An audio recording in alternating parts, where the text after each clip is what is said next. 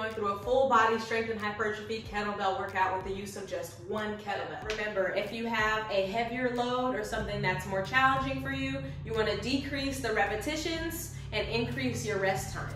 If you have a lighter load or a lighter kettlebell that you're using, you want to increase the number of reps that you're doing and decrease the amount of rest time to really give yourself that extra push.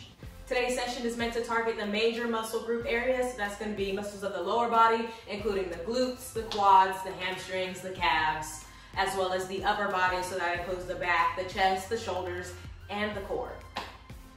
When I perform this workout myself, because this is what I have on hand, I use a 25-pound kettlebell, which for my lower body exercises, this turned out to be a light to moderate load. And for the upper body exercises, it was pretty much a moderate load for me. I also chose these exercises because I wanted to work muscles that are typically found to be weak due to lack of training, and we all know that that is what leads to injury. So today we're going to target those muscles, get those fibers firing. Let's get it going.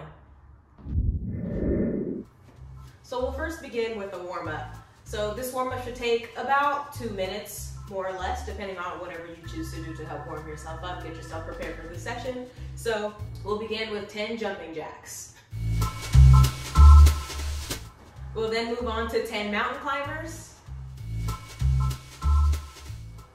From there, we'll perform 10 squats. Next, we'll go 10 arm circles.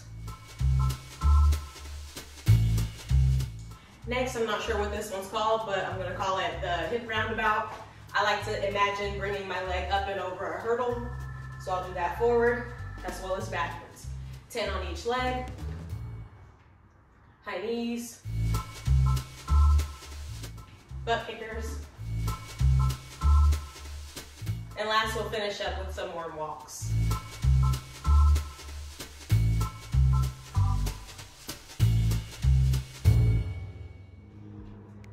Now let's get started. To start our session, we're going to start with the kettlebell swing.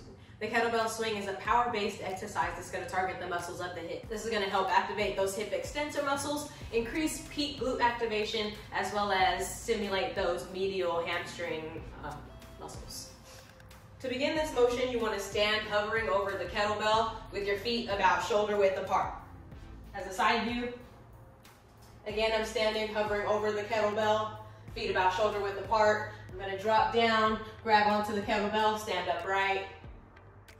Drop into my athletic position. So I have a slight lean forward, my chest is up, my shoulders are down and back. I have a slight bend in my knees.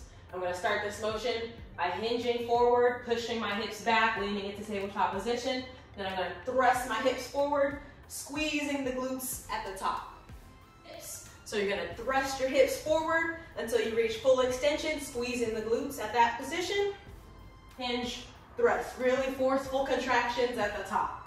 All of the momentum comes from your hips, and the swing of the kettlebell comes from that driving force of the hips. So the more power in your thrust, the more that kettlebell will swing. One way to progress the kettlebell swing would be to really focus on pinching those elbows to your sides, which will help engage that latissimus dorsi muscle, that large back muscle. So when I'm in my swing, I'm gonna pinch my elbows down to my sides, keep my chest up, shoulders back, spine nice and tall, drop into my athletic stance, hinge forward, and again, keeping my arms tucked to my sides, I'm gonna thrust forward. So you're increasing muscle activity in different areas of the body. That's probably not targeted as much if you're just doing the standard squat dominant or hip dominant kettlebell swing. A regression for the kettlebell swing would be the standard kettlebell deadlift. So again, same concept, you want to start standing, hovering over the kettlebell with your feet about shoulder width apart. From the side, this is what that would look like. Push the hips back, sitting down and back, leaning to tabletop position. As I come up, the hips move forward.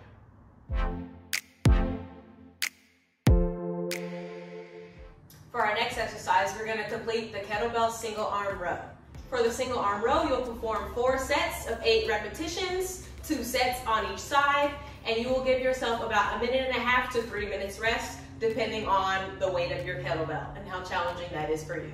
This exercise is going to target those posterior chain muscles, including the latissimus dorsi, the posterior deltoid, as well as some of those scapular depressor and retractor muscles. So to begin this movement, you want to start in a staggered stance with the majority of your weight on that lead leg, and you want the kettlebell down on the floor right in front of that back leg. So with a slight bend in the knees, you're going to have your chest up, shoulders down and back, nice neutral spine. You're going to hinge forward, grab onto the weight with a closed grip. Next, I want to maintain this hinged position, so I'm going to raise myself just a little bit. And you want your elbow to be fully extended down below you, shoulders down and back. You really want to focus on keeping that shoulder back so you really engage those scapular muscles as well as that latissimus dorsi muscle on that back side. I'm going to draw my elbow directly behind me, bringing that weight to my hip. And then I'm going to lower that weight back to the start position, nice and controlled. And then when I bring that weight down to my start position, I'm not allowing the load to take over and cause me to lean into protraction where my shoulder leans forward. So that's really why I want to put an emphasis on keeping my shoulder down and back. So again, I'm going to draw my elbow back, bring that weight to my hip, lower it back down to start position, and continue. To progress this exercise, one thing you could do is instead of pulling that weight towards your hip, you can pull it more towards your upper abdomen or chest level, and that'll activate more of the bicep muscle, making this a little bit more of a challenge. So what that would look like, shoulder down and back, spine nice and neutral, I'm hinged forward, and I'm drawing that weight towards my upper abdomen. Another way to progress this exercise is to change the tempo or the timing of the movement. So if I'm in this start position here, when I move from my concentric action, I'm gonna go for 1, 2, 3, 4.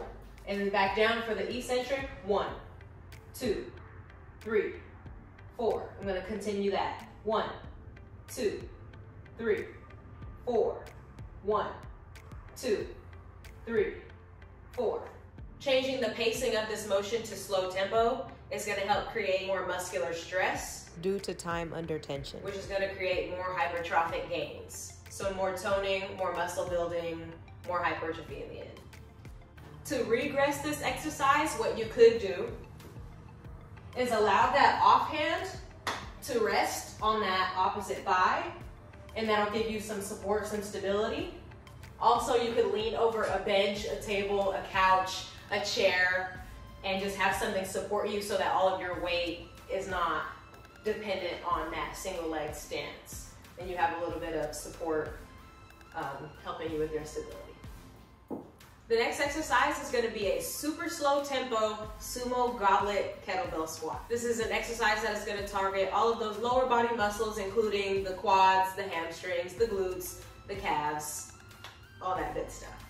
To begin this movement, you want to start by hovering over that kettlebell. Get a nice wide stance with your feet wider than shoulder width apart, but making sure that your feet are flat on the floor and you have good stability during your movement.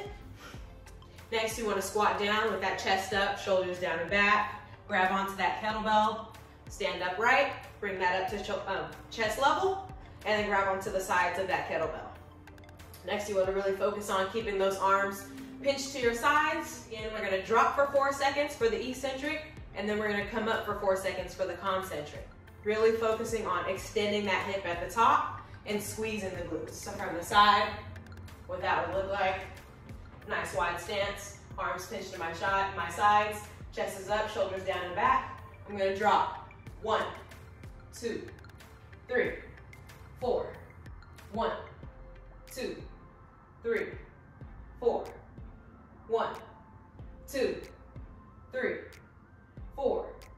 1, 2, 3, and 4.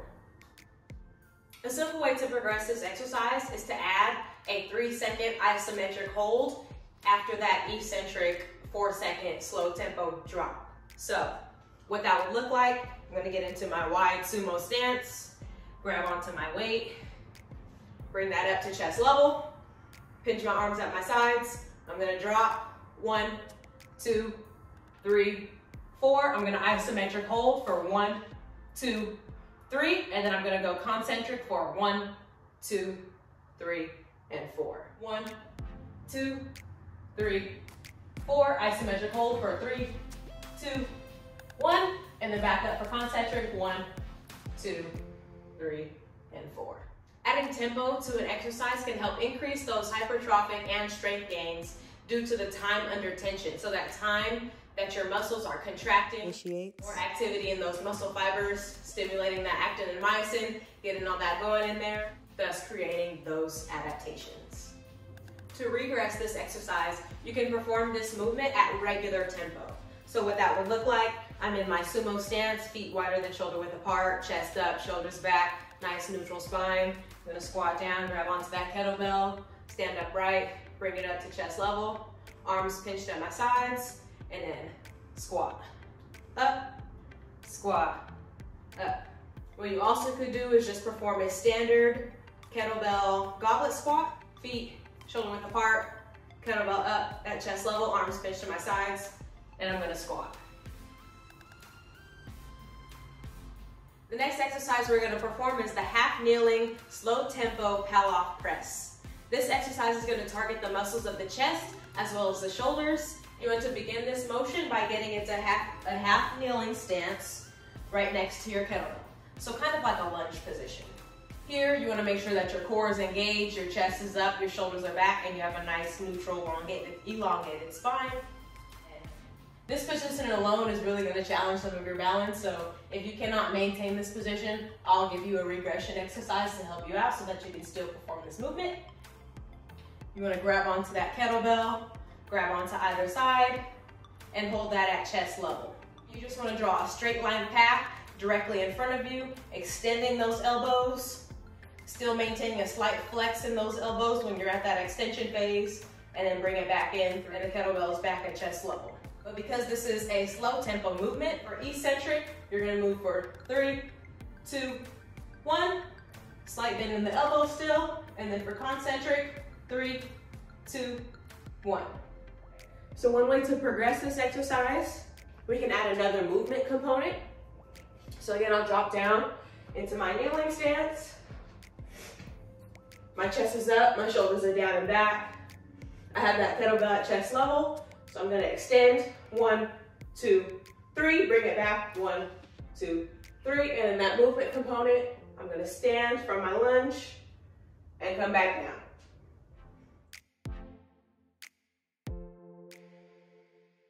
You can do this while maintaining the tempo, the 3, 2, 1, 3, 2, 1, or you can do regular tempo and just extend and then stand upright.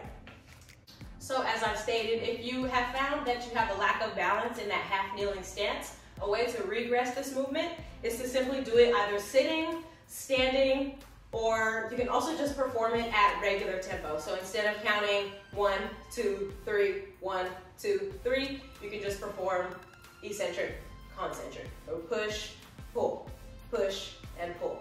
So what this will look like standing, shoulders down and back, nice neutral spine.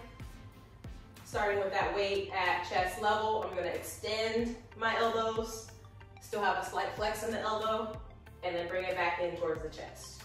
Extend, and back in. If this were to be seated, same concept.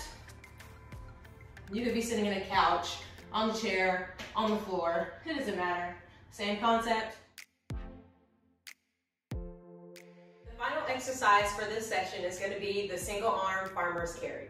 This is a full body exercise that's going to target all of those muscles, specifically those core muscles and those obliques, internal and external. You'll perform this exercise for 2 sets, 20 seconds each with 20 seconds rest in between. So because there's 2 sets, you'll do 1 set holding the kettlebell in each arm.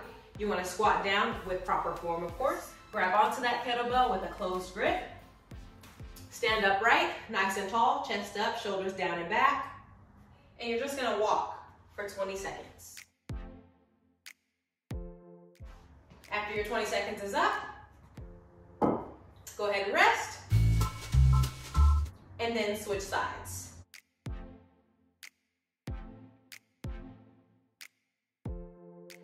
The easiest way to progress this exercise is to take slower steps. What that's gonna do is really challenge those muscles, those core muscles as you move. Keep emphasis on maintaining that nice neutral posture. So what that would look like, nice, slow and controlled. As I step, all my weight shifts. The weight of the kettlebell wants to pull me to one side, but I need to activate my obliques to keep me upright. The easiest way to regress this exercise is to simply stand in place. And the reason for that is because the load of the kettlebell alone is already gonna try to pull you to one side. So with that, by you activating those external obliques, you can hold yourself upright and get that nice core activity going on.